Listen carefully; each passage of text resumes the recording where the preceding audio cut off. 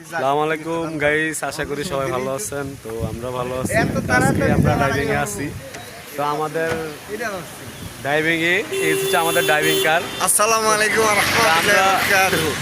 ওনার নিয়ে ঈদের আগে আমি অনেকগুলো ভিডিও দিয়েছিলাম। উনি হচ্ছে মুজাহিদ ভাই। তা আমি আজকে অনেকদিন ওনারা বসায় রাখছিলাম, একটু ছেলেবেলের চাপ ছিল গাড়িতে, সেজন্য বসায় রাখছি। আমি ভাই শখে চালান না, আমার এটা শখ আজকে আছে থেকে ওনারা আবার আমি নিয়ে গাড়ি আসছি। নিজে চালানো। তো আমাদের গাড়ি হচ্ছে আমরা কয়জন, 7 জন আসছি।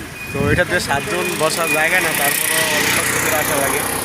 আর আমার কাছে সবসময় অনেক লোক থাকে, তাও ম্যানেজ করা লাগে, কিছু করার নাই।